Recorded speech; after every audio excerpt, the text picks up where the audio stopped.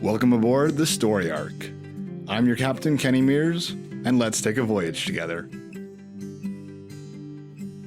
We all feel out of place at some point in our lives, because we are all unique and different. Unfortunately, those differences often lead to bullying and even low self-esteem. However, our differences are also what make each of us uniquely beautiful. There are few stories that illustrate this idea quite like the classic story of the Ugly Duckling. Today we have friend of the show Randel McGee here to tell us the story of the Ugly Duckling, as told by Hans Christian Andersen. Here's Randel. Hello, this is Randel McGee. I portray Hans Christian Andersen in storytelling performances, the great Danish author and storyteller. When he was alive, he would visit the homes of nobility and share his stories. It's been said that he was a very lively storyteller. And one of the stories for which Andersen is most known is Den grimme Ejling, or The Ugly Duckling, which was somewhat autobiographical. So let's pretend we're in a Danish manor house, companies all around, and we're listening to H.C. Andersen, as his friends called him, telling the story of the Ugly Duckling. Outside of Odense was an old manor house that had a deep moat around it. By the water's edge, a duck sat on her nest, hatching her ducklings. She was tired of sitting on the eggs, but a mother gives up many a comfort for her children, as you mothers probably know.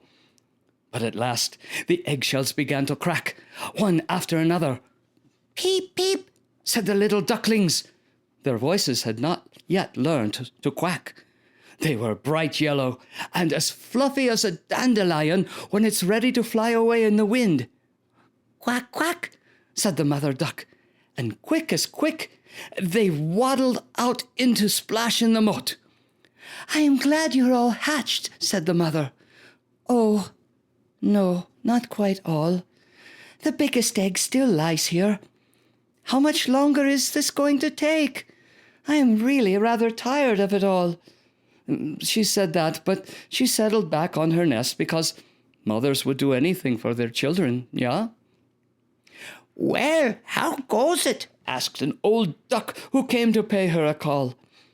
"It takes a long time with that one egg," said Mother Duck. "It won't crack. But look at the others. They are the cutest little ducklings I've ever seen. They look exactly like their father. The cad, he hasn't come to see me at all." "Let's have a look at that egg that won't crack," said the old duck. "Oh, it's a turkey egg. You can take my word for it. I was fooled like that once. When it hatched, it was nothing but trouble. Turkeys are afraid of the water. I simply could not teach it to glide on the water. It's a turkey egg for sure. Let it lie and go teach your other children to swim." "Oh, I'll sit it a little longer.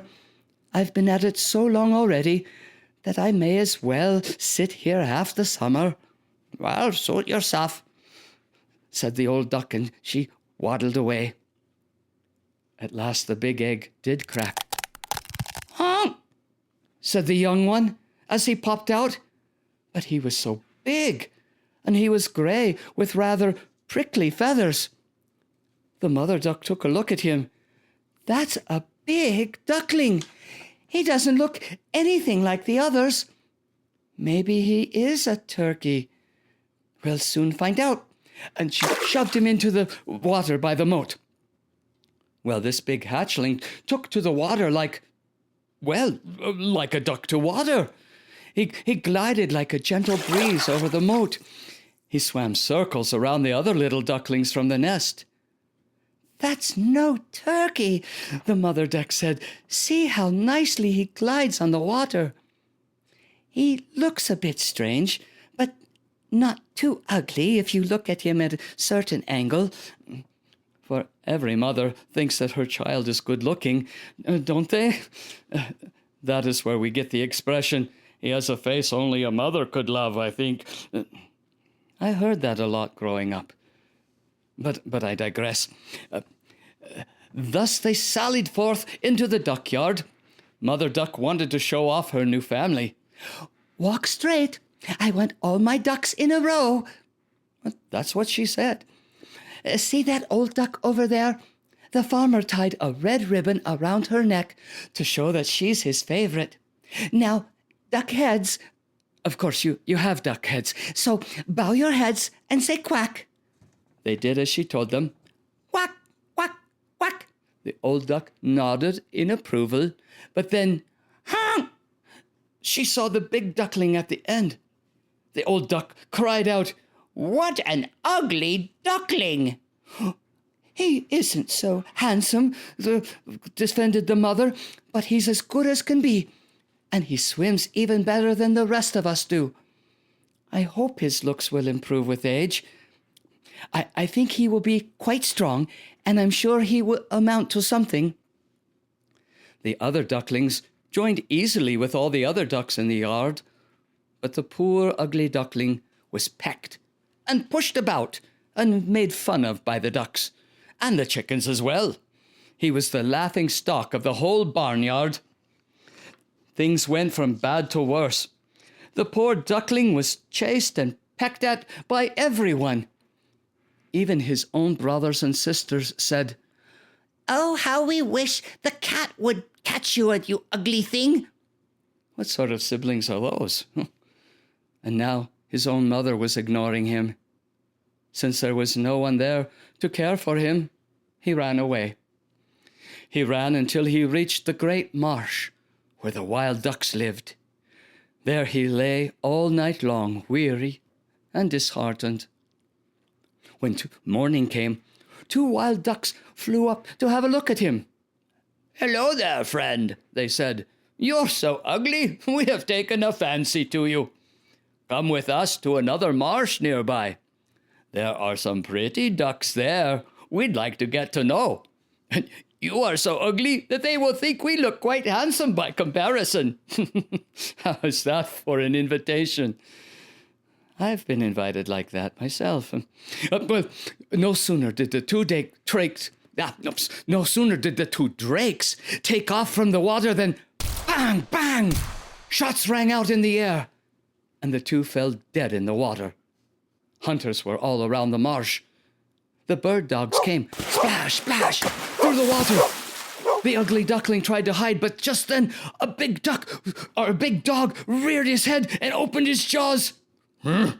Sniffed, snorted, and turned away. "Oh, thank heaven," sighed the ugly duckling. "I'm so ugly that the dog won't even bother to bite me." When all was quiet, he ran through the fields and meadows. He came to a miserable little shack, so ramshackle that it did not know which way to tumble. That was the only reason it was still standing. The duckling noticed that he could squeeze through the crack into the shack, and that's just what he did. Here in the shack, there lived an old woman with her cat and her hen. The cat could arch his back, purr, and even make sparks, though for that you had to stroke his fur the wrong way. The hen, she laid good eggs every day, and the old woman loved her as if she had been her own child. "What on earth?" the old woman cried when she saw the duckling. "Oh, goody, now I shall have duck eggs, unless it's a drake. We must try it out." And so the ugly duckling was allowed to stay. After 3 weeks, which were not at all happy, the duckling, the hen asked, "Why don't you lay eggs?" "I'm a male," he replied. The cat asked, "Can you arch your back, purr, and make sparks?" "No." "Then what good are you?" "I can swim and glide on the water." "Water, disgusting," yelled the cat. The hen said, "I think you are crazy." "You don't understand me," said the duckling. "Well, if we don't, who would? Don't be so conceited, child. Just thank your maker for all the kindness we have shown you. You are foolish. I tell you this for your own good. You are lucky to meet with people who can tell you what's what." "Oh, I've heard that before, too." "I'm leaving now," said the ugly duckling. So off he went. Everywhere he went, he was slighted by every living creature because of his ugliness. Autumn came on. The leaves in the forest turned yellow and brown. The wind took them and whirled them about. It started to snow and hail. Pity the poor little duckling. One evening, just as the sun was setting in splendor, a great flock of large, handsome birds appeared out of the reeds. The duckling had never seen birds so beautiful. They were dazzling white, with long, graceful necks and something that looked like a black mask over their eyes. You and I would call them swans. They unfurled their magnificent wings and flew away from this cold land, away to warmer countries and open waters.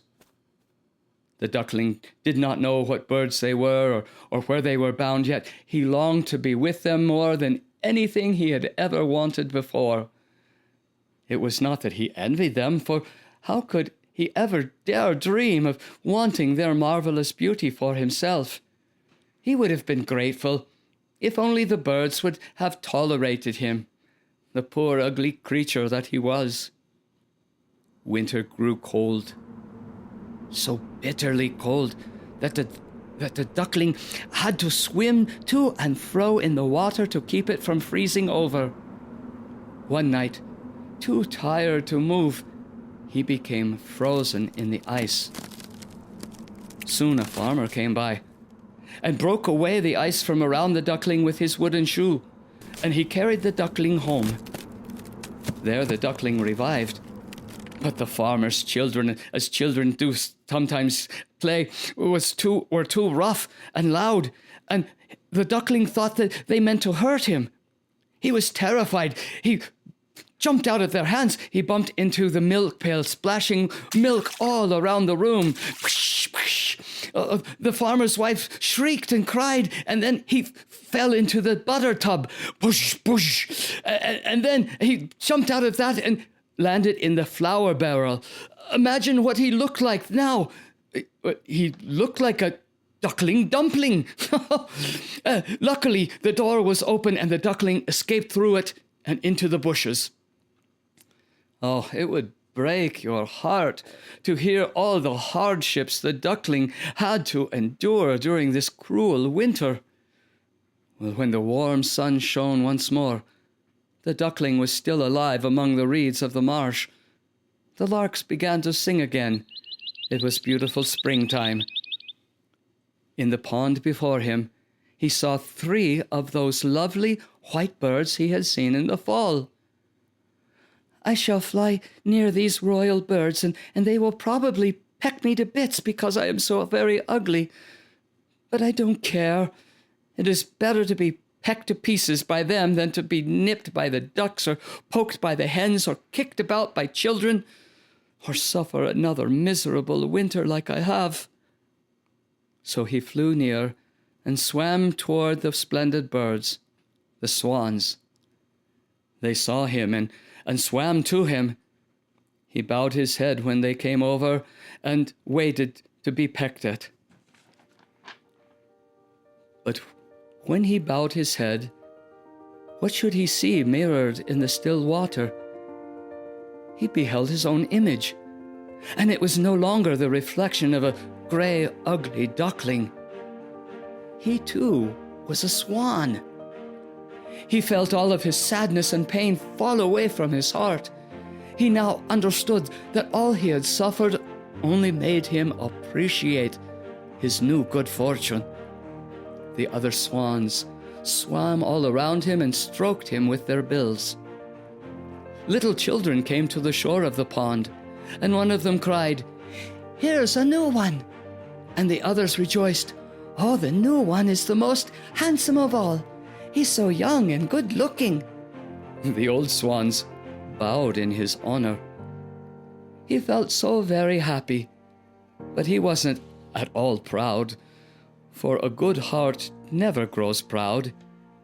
He rustled his feathers, held his slender neck high, and he cried out with a full heart, "I never dreamed there could be so much happiness when I was the ugly duckling. I am sure that you know what he learned that day. It does not matter if you begin in a duck's nest, if you are born to be a swan.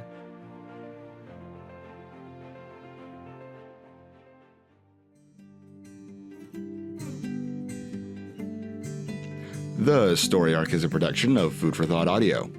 This episode was written, produced, and edited by me, Kenny Mears. We'd like to thank today's storyteller, Randel McGee, for sharing his story. Randel is a professional storyteller. You can find more information on his Facebook page, Randel McGee as Hans Christian Andersen, or on his website, www.mcgeeproductions.com. Be sure to follow us on Facebook, YouTube, or Instagram, or wherever you listen to podcasts for more content. And until next time, thanks for listening.